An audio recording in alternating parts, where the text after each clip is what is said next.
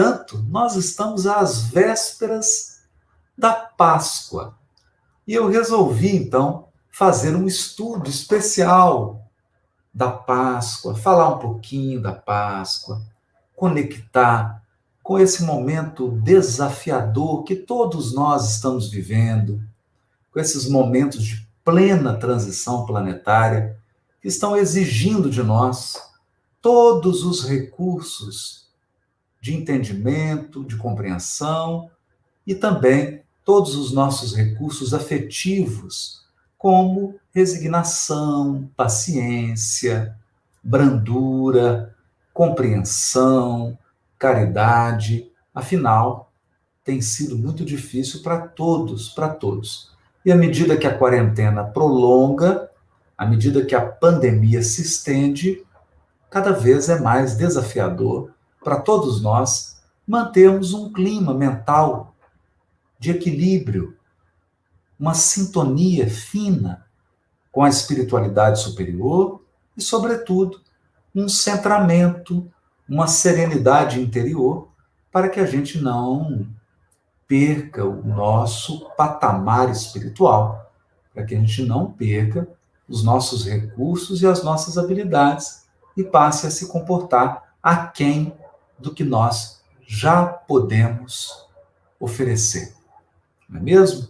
Hoje nós vamos dar uma pausa, um stand-by no estudo de nosso lar, porque hoje nós queremos comentar um pouco sobre a Páscoa, né? Fazer aqui um interlúdio, como dizem, né? Aquele comentário que vai ficar aí no meio da live sobre a Páscoa, para que a gente possa revigorar a nossa confiança, reabastecer as nossas energias e fortalecer nossa conexão com a espiritualidade superior, com o nosso espírito protetor, com a espiritualidade amiga que dirige os movimentos não só do nosso país, mas de todo o mundo, não é mesmo? E que a gente possa também abrir o nosso coração para que o Cristo possa atuar pela força do seu pensamento em nossa intimidade. Então esse é o sentido. Vamos falar um pouquinho de Páscoa, porque Páscoa lembra isso. Páscoa, ao contrário do que se transformou ao longo dos anos a comemoração, Páscoa não tem nada a ver com chocolate, não tem nada a ver com o que se transformou a celebração da Páscoa no mundo ocidental.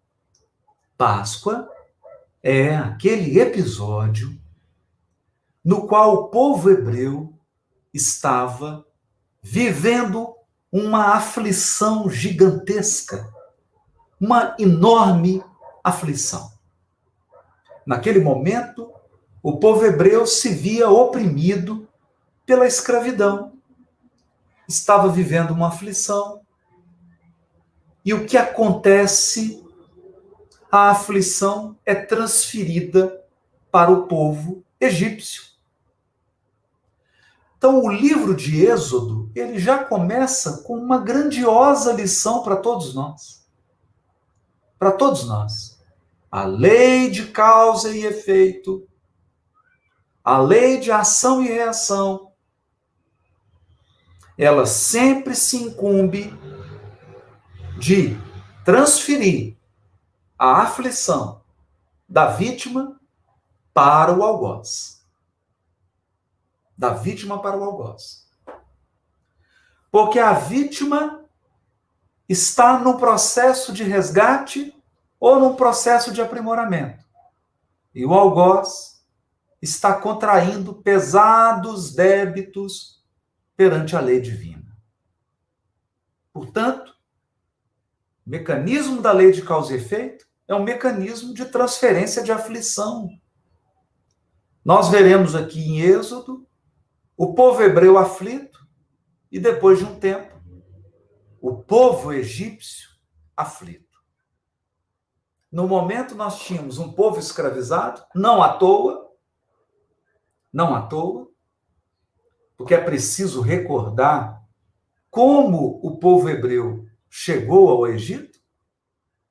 Os filhos de Jacó chegaram ao Egito porque escravizaram o próprio irmão, venderam o próprio irmão.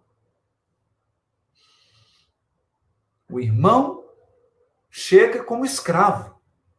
Depois, o irmão, que é José, perdoa a família, recebe a família, recebe as 12 tribos, e na linguagem simbólica da Bíblia, simbólica, não vamos aqui, pelo amor de Deus, interpretar ao pé da letra, pelo amor de Deus, na linguagem simbólica, há o resgate coletivo.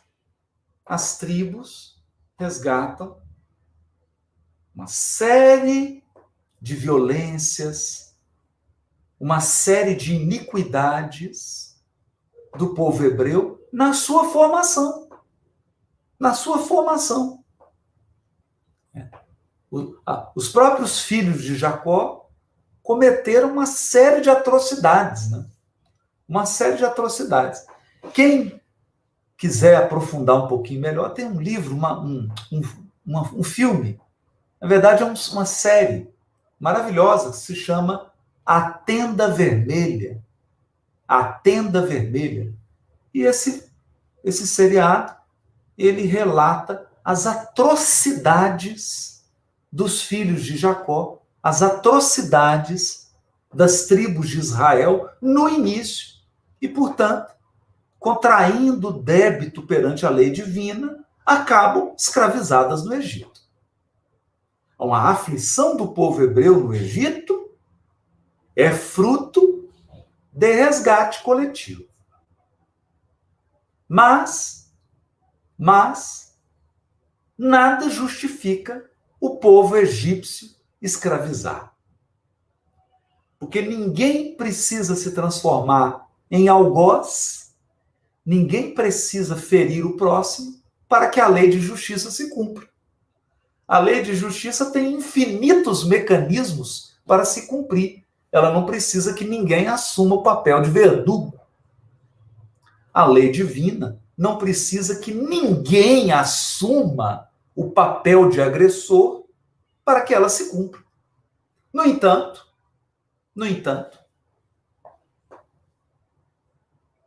nós precisamos refletir que há muita injustiça no mundo. Sim, há muita injustiça no mundo, porque o mundo ainda é de expiação e provas. Mas não há nenhum injustiçado. Não há nenhum injustiçado. Injustiçado não há nenhum. Há muita injustiça. Há muita gente hoje, agora, nesse momento, contraindo pesados débitos perante a lei divina. Na verdade, milhões de criaturas encarnadas estão, nesse momento, usando a sua encarnação para contraírem débitos. Por incrível que pareça. Estão gastando toda a sua encarnação para contrair pesadíssimos débitos. Outros estão chorando copiosamente, resgatando débitos. Mas é melhor chorar resgatando débitos do que sorrir contraindo débito. A frase é do benfeitor Emmanuel. Emmanuel nos diz: é melhor chorar sob os grilhões da resistência do que sorrir sob os narcóticos da queda. Narcóticos da queda. Uma expressão vigorosa do benfeitor Emmanuel.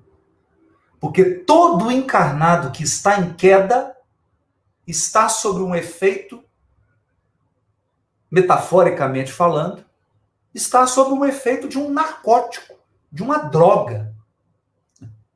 E é por isso que a pessoa está rindo. Por isso que ela está dando gargalhada, porque ela está drogada, espiritualmente falando. Está semeando vento para colher tempestade. Semeando vento para colher tempestade. Não é isso? Então, no livro Êxodo, nós vemos isso. Um povo está chorando porque está resgatando. Outro povo está contraindo débito e vai chorar depois. Então, as pragas do Egito são um símbolo, uma metáfora, símbolo da lei de causa e efeito. Da lei de causa e efeito, não é mesmo? Então, essa simbologia é maravilhosa. Maravilhosa. Precisa ser compreendida. Compreendida.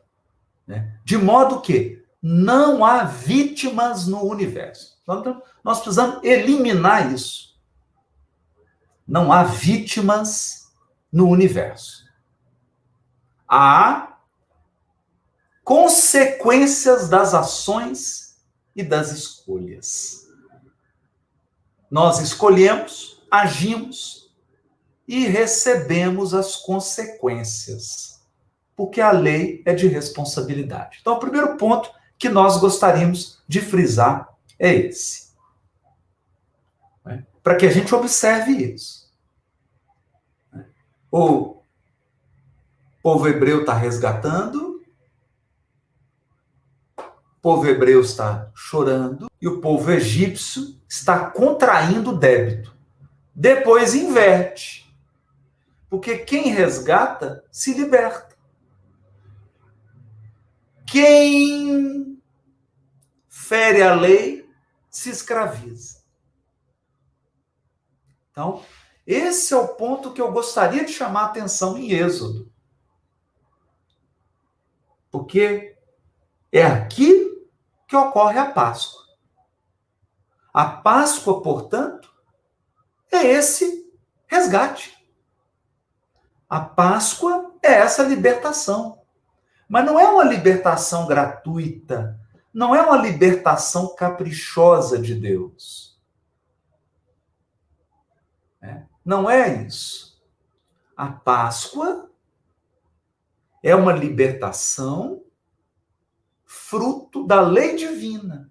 É a libertação de quem resgatou seu débito.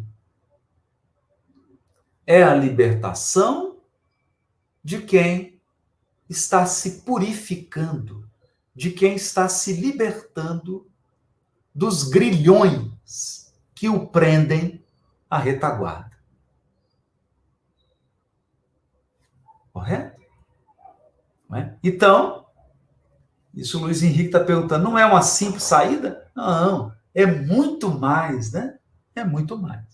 Se nós ficarmos só com a letra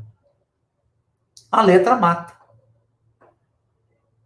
Se nós ficarmos só com a letra aqui, nós vamos ficar estudando geografia e história. Então é preciso extrair o espírito da letra. Quem mergulha no espírito da letra retira a lição imortal. Quem fica só com a letra fica perdido em geografia e história, perdido, cheio de dúvida, de contradições, e não aproveita nada a lição. Então, preciso tomar cuidado. É preciso vigiar a nossa mente. Porque senão a gente vai ficar com a letra e perder o espírito da letra. Eu gosto de dizer o seguinte: quem abre o texto bíblico e interpreta ao pé da letra é alguém que pega uma banana, descasca, joga a banana fora e come a casca. É assim. Quem interpreta ao pé da letra está descascando a banana, comendo a casca e jogando a banana fora. Então, não vamos fazer isso. Não é? Não vamos fazer isso. Então, nós precisamos descascar a banana, comer a banana e agradecer a casca que guardou a banana. Não é isso? Então a gente estuda aqui, tira o espírito da letra e agradece a letra que guardou o sentido, que guardou o significado espiritual. Não é mesmo? Correto? Então, quem está chegando aqui agora, estou vendo que tem muita gente chegando agora na live. Hoje é uma live especial, gente. É a live de Páscoa. Não é? Não está na live errada, não. A live é do nosso lar mesmo. Não é isso? Mas hoje nós estamos dando uma pausa para fazer um estudo especial sobre a Páscoa, em virtude da proximidade da Páscoa, tá bom? Então, é uma live especial, dentro da live Nosso Lar, tá bom? Então, dá uma pausa aí no seu estudo de Nosso Lar, e nós estamos aqui aproveitando para estudar a Páscoa. Combinado? Daqui a pouquinho, se der, talvez, se eu conseguir falar tudo rápido aqui, a gente já volta para Nosso Lar. Se não, semana que vem, a gente retoma nosso estudo de Nosso Lar. Combinado? Então vamos lá. Atenção ao espírito da letra. Né? Ao espírito da letra. Atenção. Atenção ao espírito da letra. Né? Preciso ficar vigilante. Vigilante. Então, nós vemos aqui esse grande fenômeno da Páscoa. A aflição que se desloca. Um está resgatando e se libertando, o outro está se escravizando. Então, há uma mudança. Então, o livro começa com o povo hebreu escravo e o povo egípcio escravizando, termina com o povo hebreu se libertando e o povo egípcio se escravizando. Lei de ação e reação. Ficamos atentos a isso. Mas, e é isso que eu queria comentar hoje, nesse estudo especial da Páscoa, é que ninguém que está resgatando está abandonado. Ninguém que está resgatando está desamparado. Ninguém que está vivendo uma aflição está sozinho. Ninguém. A pessoa que está na aflição, ela pode não estar percebendo toda a assistência que a envolve e que a conduz quase que nos braços. Não é isso? É isso? A pessoa está sendo amparada. E é o que nós vamos ver aqui. Então, eu separei 2 versículos muito especiais para a gente refletir sobre isso. O primeiro está no início do capítulo 3. Um fato que parece assim, sem importância. Um fato que parece sem importância, mas que é da mais profunda, que tem o mais profundo significado. O capítulo 3 do livro Êxodo começa assim. Apacentava Moisés o rebanho de Jétro, seu sogro, sacerdote de Madiã. Então Moisés estava lá cuidando do rebanho, do sogro dele. Conduziu as ovelhas para além do deserto e chegou a Horebe, a montanha de Deus. Chegou lá numa montanha, o Monte Horebe. Estava lá, levou as ovelhas para lá. E aí o que aconteceu? Um mensageiro do Senhor, um mensageiro de Deus,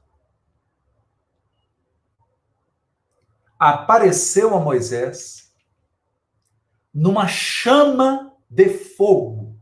Olha o simbolismo.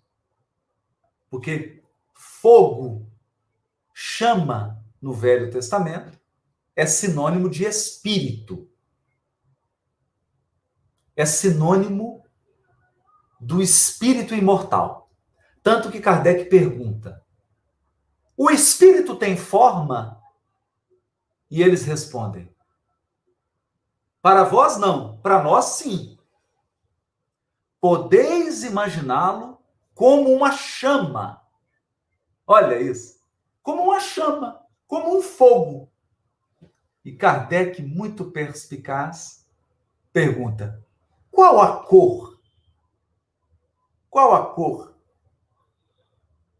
E aí eles falam: a cor é rubi. Desde o opaco ao mais brilhante, porque depende do grau evolutivo, né? Quanto menos evoluído, mais opaca é a chama. Quanto mais evoluído, mais luminosa é a chama, que é o espírito. Correto? Rubi, que é a cor do vinho, a cor do líquido da uva. Por isso que eles pediram para colocar um galho de uva na introdução. Os espíritos desenharam um galho de uva, uma cepa de uma videira, na introdução do Livro dos Espíritos, e disseram para Kardec: esse é o emblema, esse é o símbolo do trabalho do Criador. O líquido é o espírito, o bago é o corpo. E as dificuldades, as provações, as expiações, as vicissitudes da vida corporal são esse amassar da uva, gente. Importante isso. A vida esmaga mesmo. E o líquido, que é o espírito, sai purificado. Então, toda vez que a gente encarna, nós estamos sujeitos à dificuldade da encarnação, porque encarnar é difícil. A partir do momento que você nasce, você começa a envelhecer, e isso não para, você vai envelhecer até morrer. Encarnado, você está sujeito à doença, a adoecer, e no final, seu corpo vai morrer. Velhice, doença e morte. Velhice, doença e morte. Encarnou, já está no pacote. É all inclusive. Já está incluído. Então, percebeu, gente? Percebeu? Então, nós precisamos aguçar o nosso raciocínio. Todo encarnado vai morrer.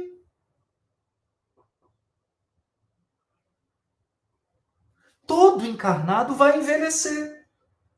Vai sentir o seu corpo se desgastando. E todos vão viver algum tipo de doença, nem que seja a doença do desgaste. Do desgaste. As juntas desgastam, os músculos desgastam, os neurônios desgastam. Percebeu, gente? É por isso que os espíritos chamam de vicissitudes da vida corporal. Você está encarnado? Está encarnado? Então, essas são as condições do encarnado.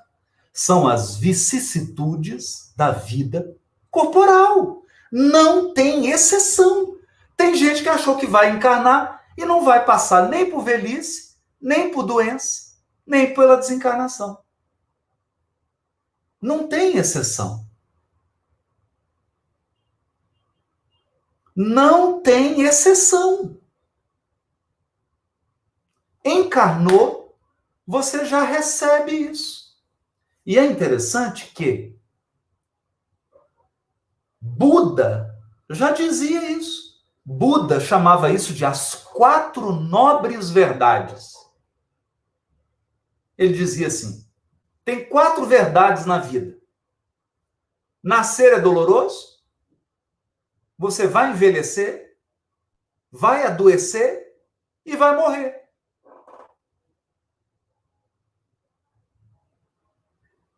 Perceberam? Perceberam?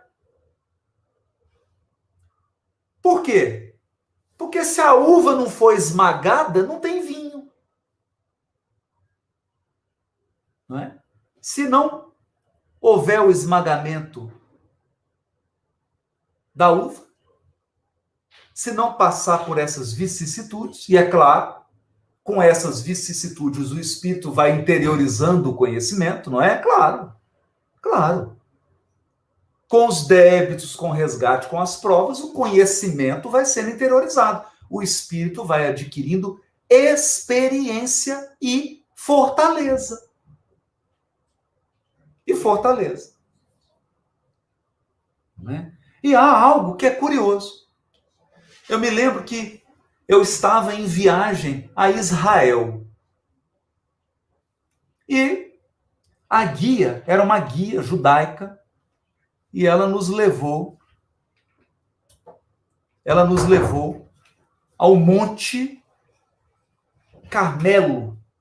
Então nós fomos fazer uma visita, um passeio ao Monte Carmelo em Israel. E chegando próximo assim ao topo do Monte Carmelo, havia uma plantação de uva. E essa guia começou a nos dizer: olha, vocês são do Brasil, né? Falei, somos do Brasil. Eu estava levando um grupo, né? Para fazer um passeio lá em Israel.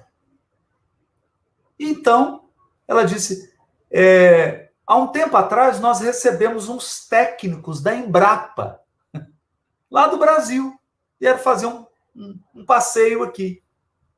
Eu falei, olha que bacana, que curioso.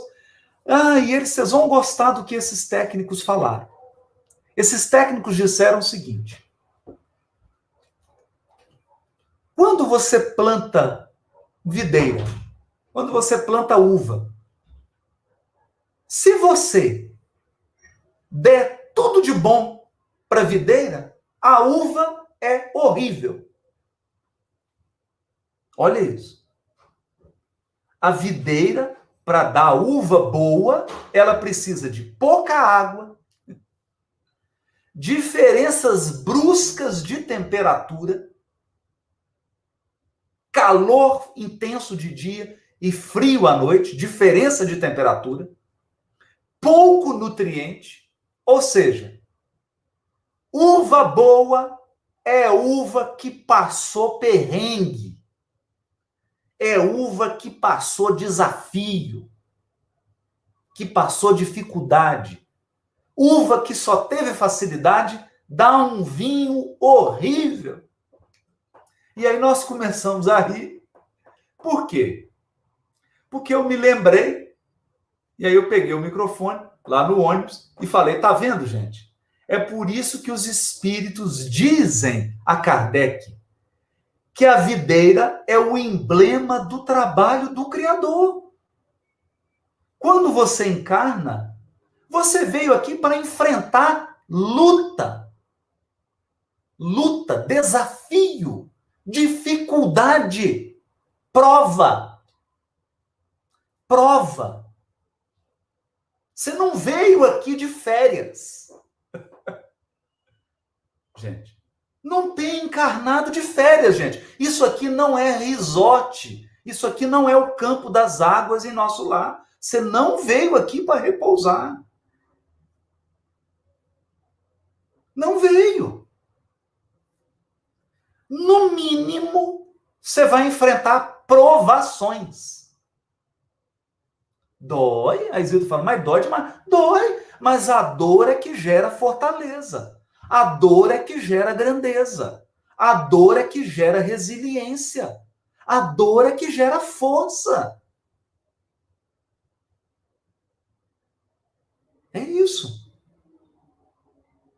Se não for a dor, nós não nos tornamos fortes. Né? Então, esse é o aspecto.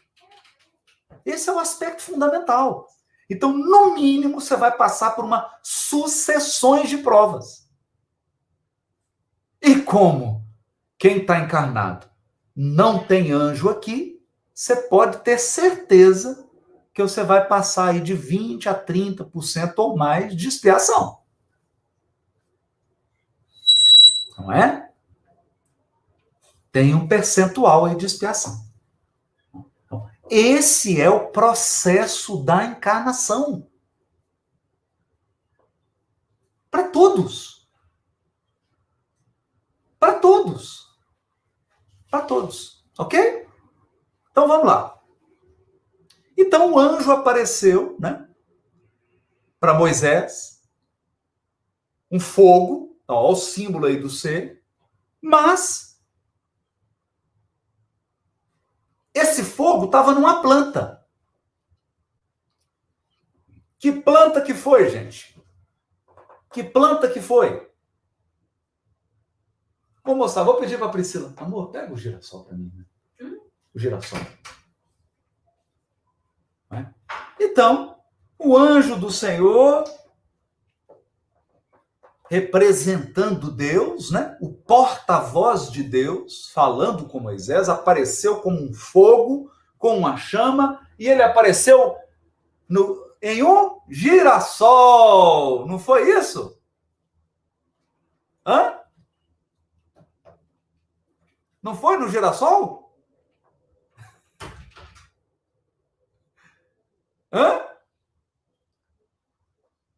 Foi no girassol? Não. Não foi no girassol. Foi numa videira? Não. Não. Foi no espinheiro. Numa sarça. Num espinheiro. E aí temos uma coisa muito bonita. Porque os sábios judeus, os grandes sábios do judaísmo, se perguntaram: por que Deus se manifestou num espinheiro? Por que ele não escolheu uma margarida, um girassol, uma orquídea?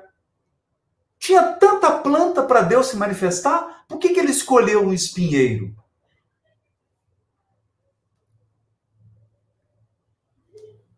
Por quê?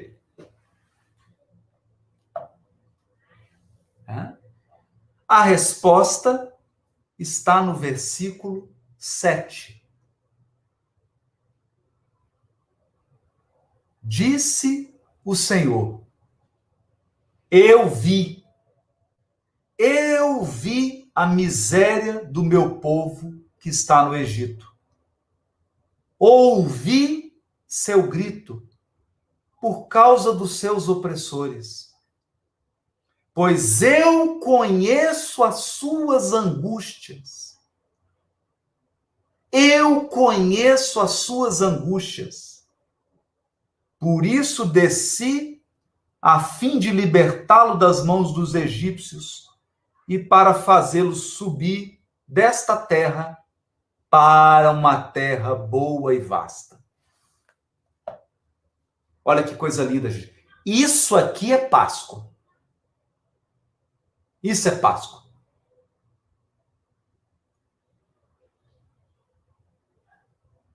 Isso é Páscoa. Não é? A Eliane Barros está dizendo assim: Haroldo, é porque no deserto só nasce cacto e cacto tem espinho. Sim, Eliane, mas para que Deus chamou Moisés para o deserto? Poderia ter levado para outro lugar, ué. Ele não estava apacentando ovelha? Por que não apareceu lá no campo onde as ovelhas estavam comendo? Por que foi aparecer para ele numa montanha no deserto? Poderia ter escolhido outro lugar, ué.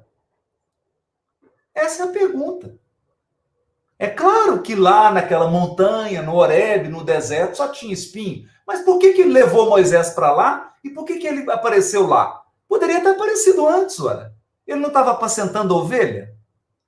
Moisés não estava lá dando comida para a ovelha, dando água? Por que não apareceu lá na água? Por que esperou ele chegar num deserto para aparecer no espinho? Essa que é a pergunta. Essa que é a pergunta. Percebe? Essa que é a reflexão. Por quê? Porque o povo estava em aflição. Então, olha que bonita essa interpretação dos sábios judeus. O povo estava em aflição. Então, Deus quis ser solidário ao sofrimento. Isso é lindo, gente. Isso é muito bonito. Então, eu me recordo, eu contei isso lá no estudo de Êxodo, né? Vou repetir aqui. Eu me recordo de uma experiência que eu vivi que foi muito incrível. Eu estava passando por um momento muito difícil da minha vida, uma expiação muito dolorosa, e um amigo me chamou para tomar um ar, para andar um pouco, ir numa praça e tomar um ar. Então nós fomos para uma praça que é mais ou menos próxima de onde eu morava, e aí nós sentamos naquela praça, e no meio da praça tinha uma igreja. Tinha uma igreja. E aí nós começamos a conversar. Eu estava passando por um momento muito, muito, muito difícil, então eu comecei a chorar. E aí passou um senhor e se aproximou de mim, viu que eu estava chorando, mas olha o que ele disse. Olha que interessante. Ele disse assim: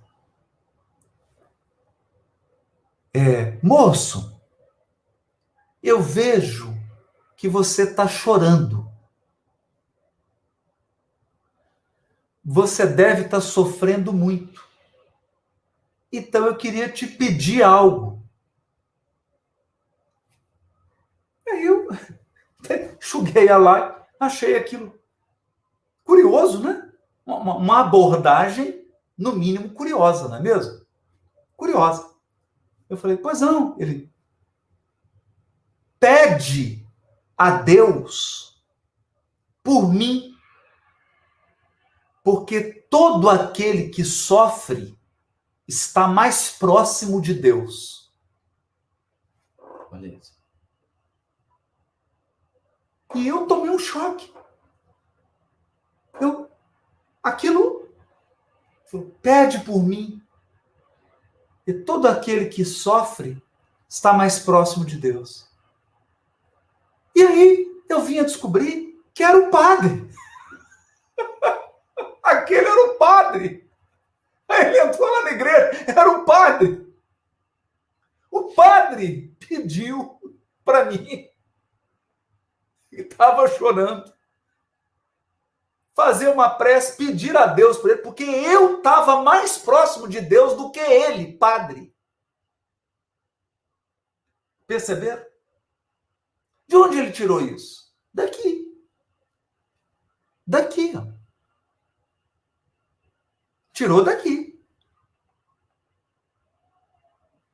Tirou daqui. Por quê? Porque Deus não é soberanamente justo e bom? Deus não é soberanamente bom? Perceberam, gente? Tem alguém no universo que tenha mais bondade do que Deus? Tem alguém? Não. Não é mesmo? Não tem ninguém. Mais bondoso do que Deus, não tem. É por isso que quando o jovem chegou para Jesus e disse assim, bom mestre, Jesus falou, por que você está me chamando de bom? Olha isso. Jesus não aceitou o título de bom, de bondoso. Falou, não, bom só há um, que é meu Pai. Só tem um com bondade. A bondade soberana. Perceberam, gente? Então, não existe criatura, nem Irmã Dulce, nem Madre Teresa de Calcutá, nem Chico Xavier, nem Francisco de Assis, nem chegam perto da bondade de Deus. E às vezes a gente esquece isso. Então, o que o texto está dizendo aqui é que a bondade de Deus fez ele descer para o espinho, para amparar quem estava no espinho. Olha que bonito. Não é? Ah, que bonito, olha. Adriana, que lindo, gente. Adriana Aparecida dos Santos Vidigal está dizendo assim: oi, Haroldo, estou acompanhando os estudos dos versículos segundo o Espiritismo. Sou católica e aprendo muito com você. Obrigado, e minha confiança em Deus aumentou muito após os estudos. Gratidão. Ô, Adriana, seja bem-vinda, viu? É uma honra recebê-la aqui. Que alegria. Muito obrigado pelo carinho e fico muito feliz, porque Deus é um só, não é mesmo? Minha esposa também é católica. Que coisa, minha mãe, meu pai, viu? Gratidão pela sua presença aqui e pelas suas palavras tão amorosas. Seja muito bem-vinda, sinta-se em casa. Né? Então, a bondade de Deus faz ele descer.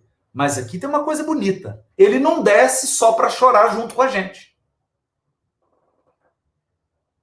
Olha isso. Olha o que ele fala. Desci para libertar e para fazer subir. Nossa, que é importante. Deus desce até a nossa aflição para nos libertar. Para nos libertar dos problemas que nós criamos. Para nos libertar das confusões que nós criamos.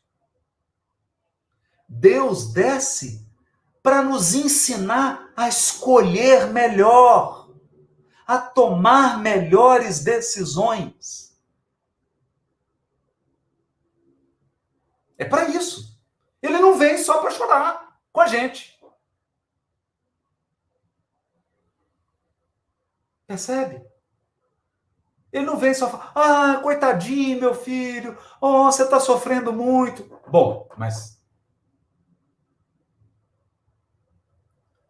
o espírito chegou àquele estado de aflição em função das escolhas que ele fez, em função das ações, em função do seu livre-arbítrio. Então Deus desce com a sua bondade infinita,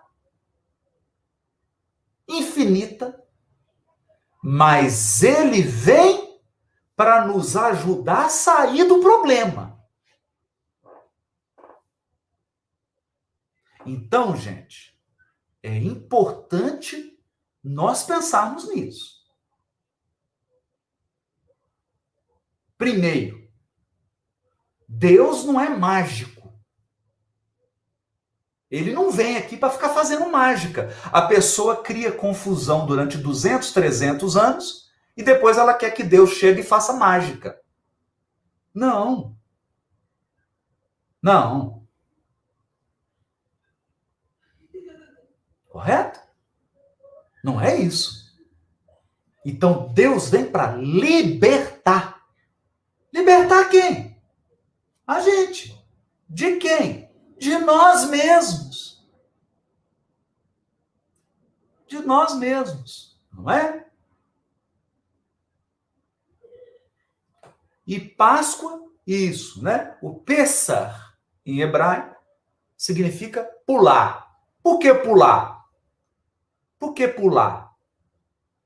Porque na noite da libertação, na noite anterior à libertação do povo hebreu, o anjo da dor visitou o Egito. O anjo da dor visitou. O anjo da morte. A lei de destruição. Lei de destruição, gente. Existe a lei de progresso e existe a lei de destruição. Não é? Onde entra a misericórdia? No fato de Deus ter vindo. Quer mais misericórdia do que isso? Nós estamos sofrendo e Deus vem amparar? Tem um símbolo maior de misericórdia do que esse? Não é? Não tem, né? Então, a lei de destruição vem, a dor vem e pula as casas dos hebreus. Por quê? Por que pula? Porque o povo hebreu já havia resgatado, já havia sido purificado. Não precisava mais do trabalho da dor. Quem precisava do trabalho da dor agora eram os egípcios. Quem precisava resgatar agora eram os egípcios. Quem precisava da aflição agora era o povo egípcio. Perceberam? Então, pulou. Peça. E a passagem bonita é que a aflição é um recurso da providência divina. A aflição está aí. A lei de destruição está aí. Ela está no universo. E ela vai alcançar quem? Quem necessita dela.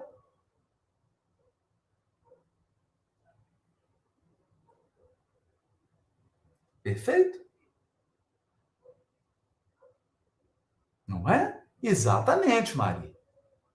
Nós estamos sendo visitados pelo anjo da morte. É por isso que eu resolvi fazer esse estudo de Êxodo.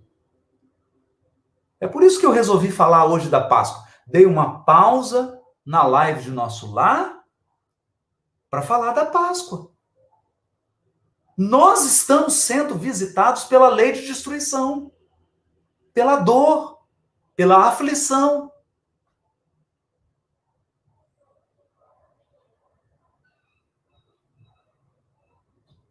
Não é isso? Percebe, gente? Isso. A Shirley está lembrando, a Shirley aí do estudo do Levítico, né? Que nós falamos da misericórdia. Olha, gente, eu vou dizer uma coisa. A lei de justiça é o seguinte, é 10% justiça e 90% misericórdia. Porque se fosse 30% justiça, nenhum de nós estaria de pé. Vamos pensar nisso. Se fosse para pegar agora todos os nossos débitos, se fosse resgatar tudo agora, você não ficava de pé. Ninguém aqui ficava de pé. Vamos pensar nisso. É 10% justiça, 90% misericórdia, porque senão a gente não aguenta a pressão. A gente não aguentaria a pressão. Mas tem uma passagem bonita agora. Bonita. Né? Que depois, na linguagem simbólica, não é? Do Velho Testamento. Lá no finalzinho do capítulo 13. Finalzinho do capítulo 13. Olha o que o simbolismo da Bíblia hebraica nos diz. E tendo saído de Sucote, acamparam em Etã, à beira do deserto. Quer dizer, eles foram libertados. Libertou, passou a Páscoa. Viveram a Páscoa. E o Senhor ia adiante deles. adiante, na frente.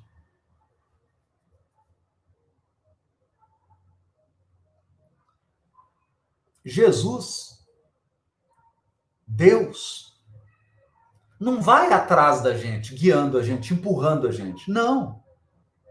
Jesus é guia. Ele vai na frente. Deus, Pai de infinita bondade, ele vai adiante. Adiante. Ele se antecipa. De dia, ele ia como uma nuvem, como uma coluna de nuvem, para lhes mostrar o caminho. Olha, guiar.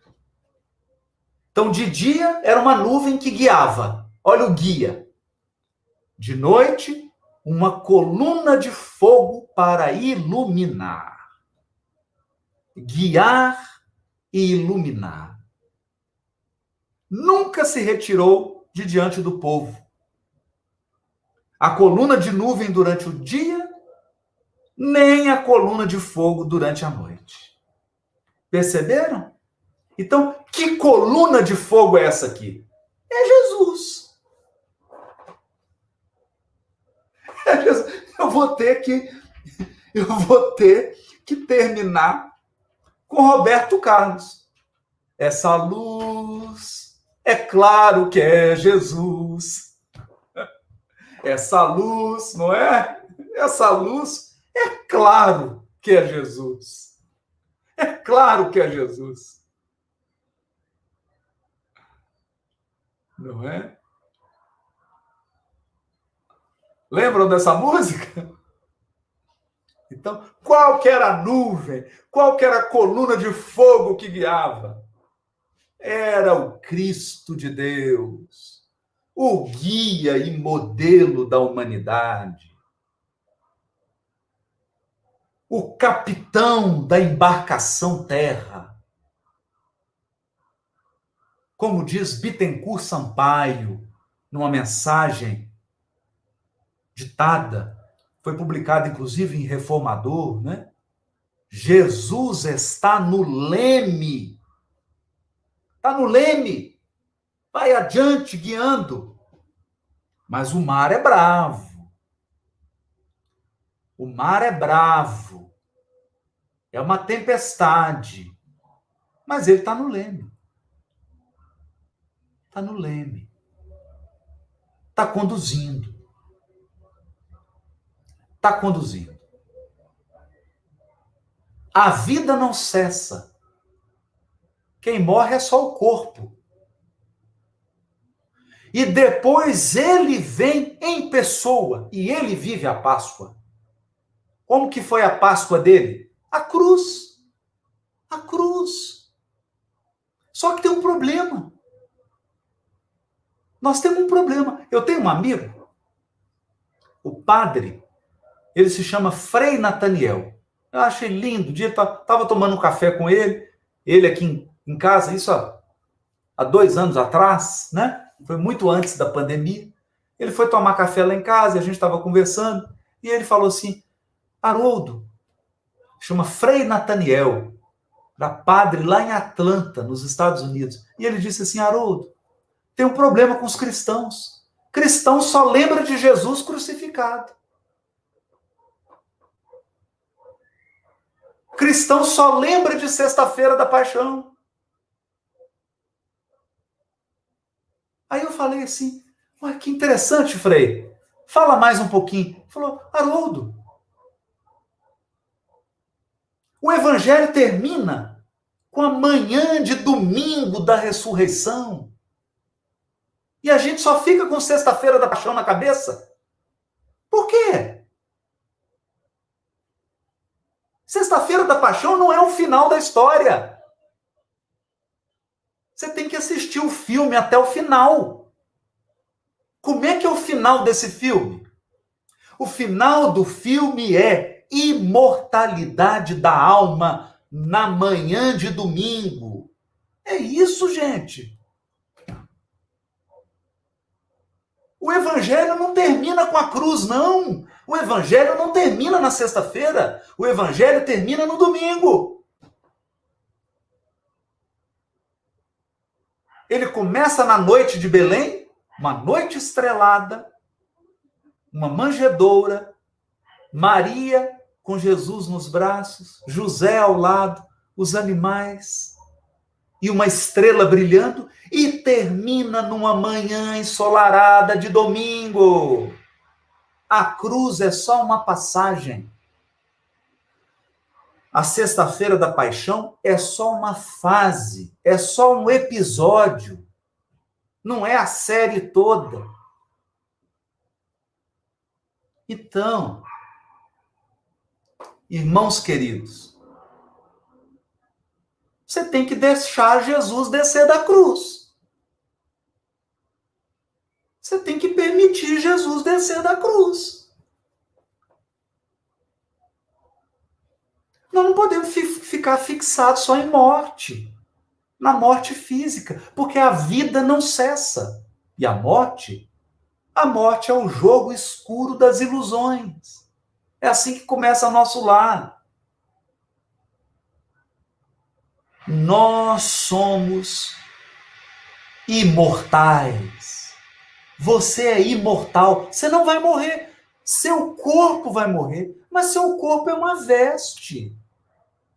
Você vai sobreviver e vai viver.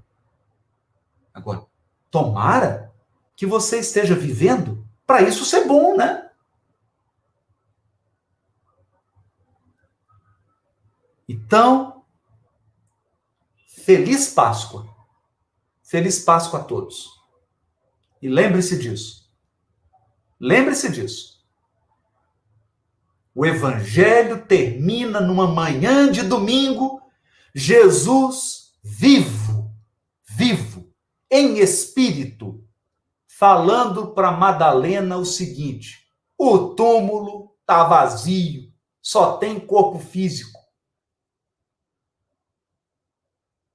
A vida não cessa. Feliz Páscoa, gente.